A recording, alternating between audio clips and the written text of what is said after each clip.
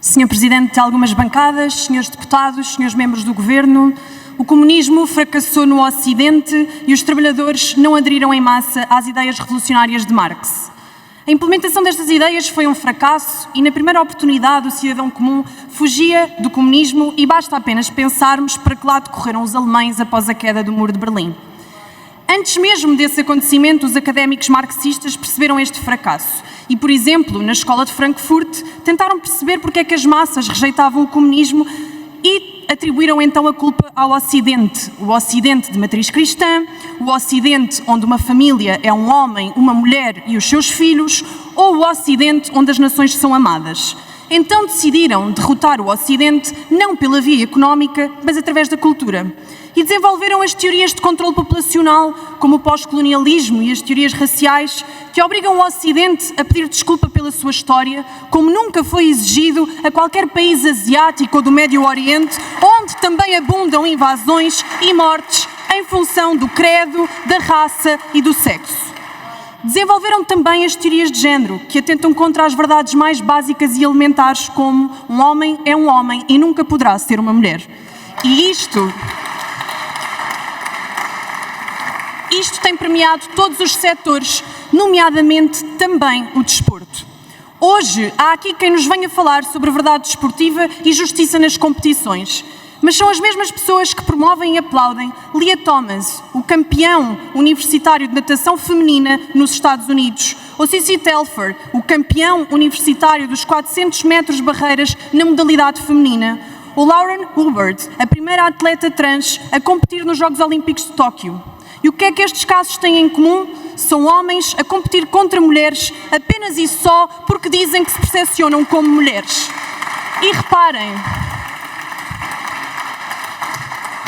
na perversidade. É que a polémica é gerada sempre apenas e só nas categorias femininas. Conseguem dar-me um exemplo? Um exemplo de uma mulher que tenha tirado um título desportivo a um homem? Não conseguem porque não há. E não há porque a razão é básica. Os homens e mulheres não são iguais e os homens têm vantagens físicas no desporto, mesmo que tentem cancelar quem diz isto. E isto não é matéria de opinião, meus caros, é matéria de facto.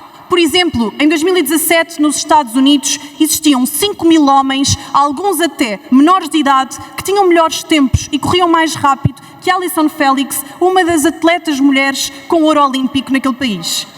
Aqueles que hoje em dia apregoam a igualdade só têm conseguido uma coisa: humilhar e prejudicar as mulheres.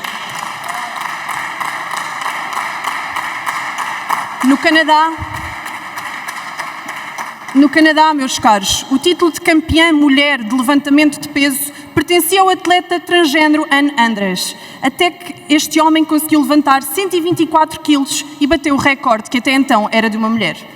Como protesto, este ano, o treinador de halterofilismo do Canadá inscreveu-se dizendo que se percepcionava como uma mulher e bateu novamente o recorde, levantando 167 quilos. Sou sincera, este herói tem o meu respeito. Mas sabem que mais? Sabem quem é que perdeu uma vez mais? Foram as mulheres e foi também a verdade desportiva, porque é praticamente impossível uma mulher superar este recorde. Mas não ficamos por aqui.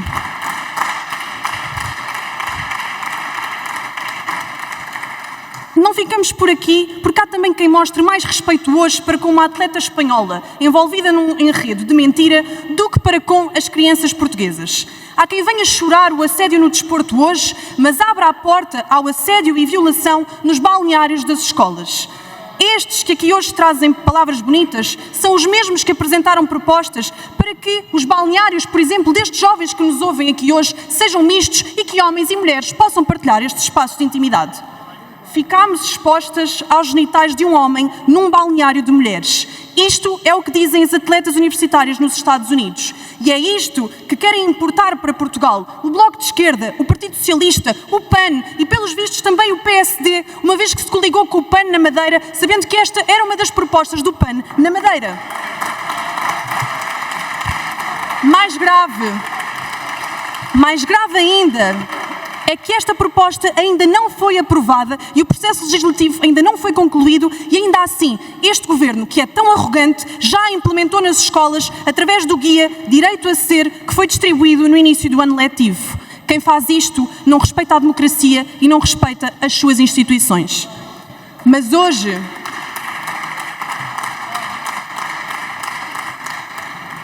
Hoje também há quem aqui queira falar sobre assédio moral no desporto.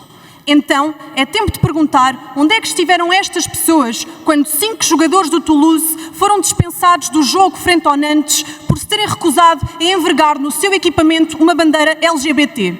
A causa era mais do que legítima, objeção por motivos religiosos. Alguns deles eram até muçulmanos, como muitos dos imigrantes que têm vindo para a Europa e que os senhores dizem que têm lugar nesta Europa. A verdade é que os senhores são hipócritas e a hipocrisia é destes burocratas que dizem umas coisas e tudo e o seu contrário.